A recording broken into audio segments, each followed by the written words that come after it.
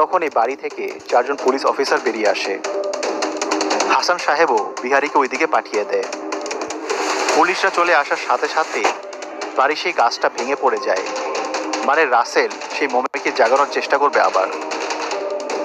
সকলেই তখন বাড়ির দিকে ছুটতে শুরু করে।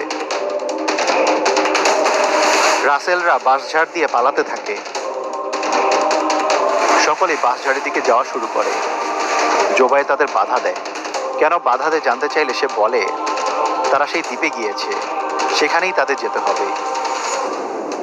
গাড়ির কাছে পৌঁছে সকলে দেখে খালি হ্যান্ডকাফ পড়ে আছে, আবির নেই। তারা দ্রুত সেই দ্বীপের দিকে রওনা দেয়।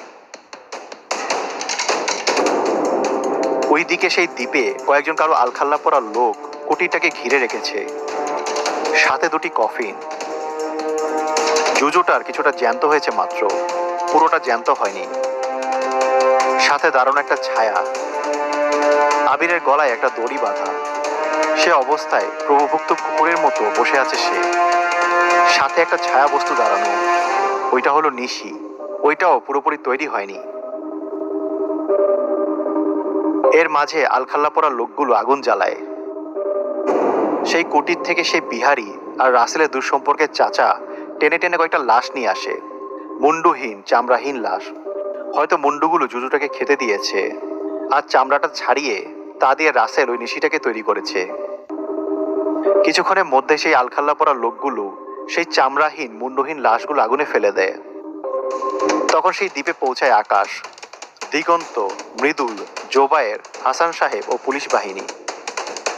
সেই আলখাল্লা পরা লোকগুলো পুলিশ বাহিনী আসার ব্যাপারটা বুঝতে পেরে একটা কফিন নিয়ে চলে যায়, কিন্তু বেশি দূর যেতে পারেনি। পুলিশের গুলিতে তারা সেই বোট থেকে লেগে পড়ে যায়।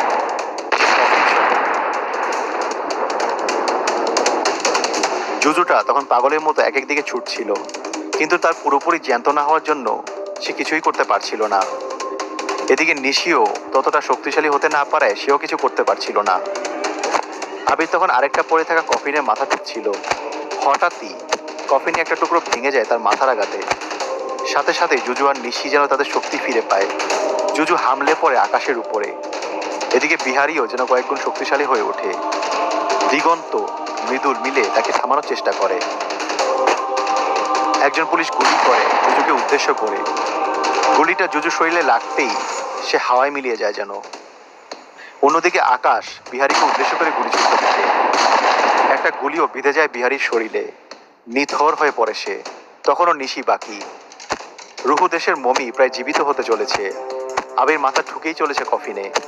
কপাল চুয়ে রক্ত পড়ছে তার। আকাশরা নিশিকে খুঁজে চলছে। হাসান সাহেব ছুটে যান আবিরের কাছে। হঠাৎ কি যেন হয়ে যায় হাসান সাহেবের। তিনিও মাথা ঠুকতে শুরু করেন সেই কফিনে। জোবায়ের বুঝতে পারে নিশি কফিনটাকে রক্ষা করছে। সে তার বন্দুকটা দিয়ে কফিনের উদ্দেশ্যে গুলি ছুড়ে।